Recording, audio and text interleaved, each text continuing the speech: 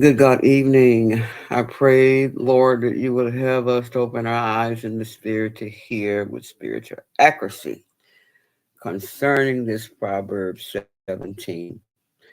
I thank you all for joining me on this journey, just exploring the Proverbs. And a lot of these that I'm teaching out of, or that you may hear, is going to be coming out of the New King James Version or the King James or Amplified or NIV. So I don't know which one may come, but let me roll on into this because this is one of my faves too.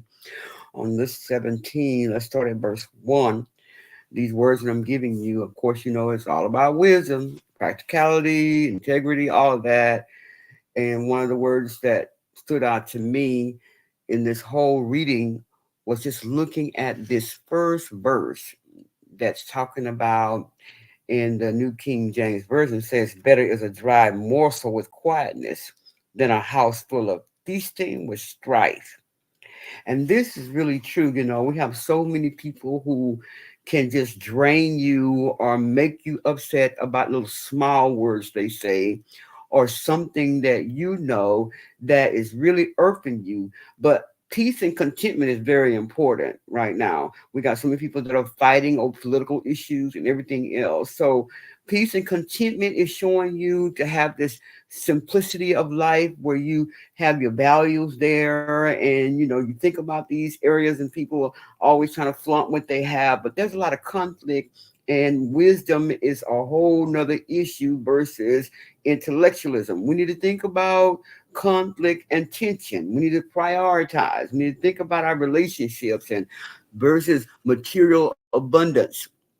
And so I want to jump right in here real quick to kind of talk about these words that I received. I gave you verse 1, which is important because I want to share with you about these virtues of silence and talking about relationships, how they can drain you with conversations.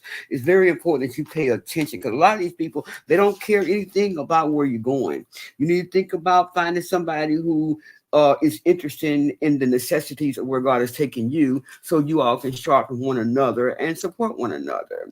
There are people who won't even respect or protect your assignment. So the question is, why are you there? Why are you allowing them to drain you? Why are you allowing the virtue to leave you? The other thing that they don't want to do, that most of these people don't want to expect you to go anywhere or be able to gain anything anyway. So why are you with them? You know, you need to be really doing a spiritual assessment before the end of the year to think about what are you doing to cause yourself to be in this place with these type of relationships.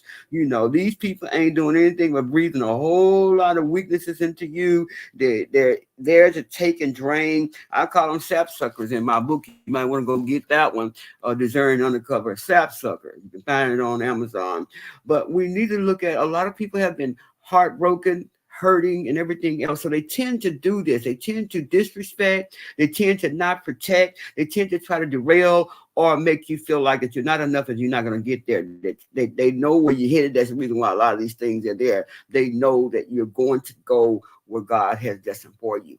But I want to share these really quick before I get into this. If we look at peace over wealth, is what this one verse 1 is telling us. If we look at wisdom in our relationships, in verse 17, it's talking about a friend loves at all times and a brother is born for a time of adversity.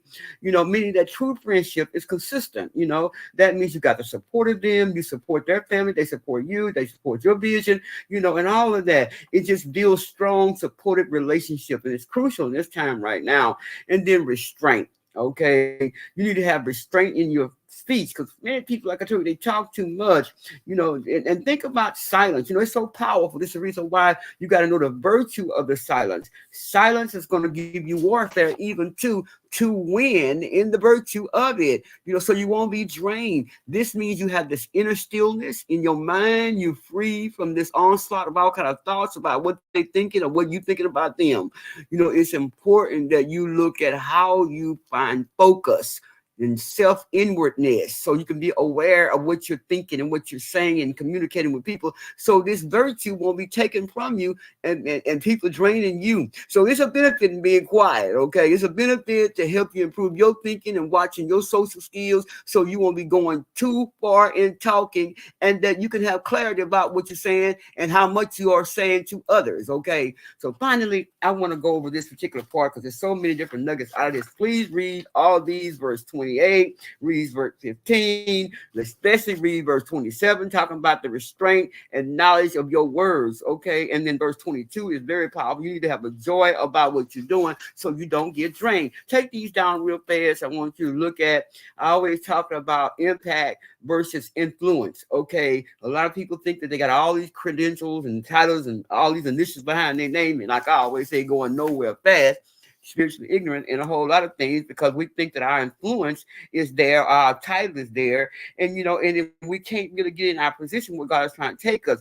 But you got to know, I don't care how much you do, production is not going to be enough with that intellect, okay? You're going to have a spiritual impact to make the difference. All right. So I want to share Proverbs 2 stood out to me the most. That's why I'm talking here real fast, because I want you to think about the key word here is impact. Impact and integrity. Impact and integrity. And God is going to be looking at that to see, where are you? How are you trying to better yourself in wisdom so that you won't look foolish or drain from foolishness? Okay. Think about that. Answer these particular questions. I'm going to give you the first one is consistency. Are you the same person no matter who's around you or with you? Do you become somebody else because you're around certain people, or you give yourself all these initials and saying you this and you that? And then number two, choices. Okay. Do you make decisions based on how they benefit you or others? Think about that. Say like that. Where is your virtue being drained?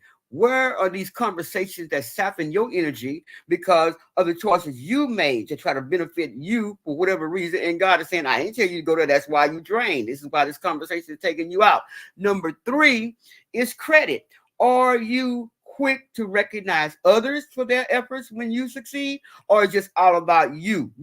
Do you give credit where credit is due? Do you give honor where honor is due? Or it's all about you thinking that you're going to be all that in a bag of chips and it ain't getting where it need to be? Then character, of course, talking about integrity. Do you work harder at your image or your integrity?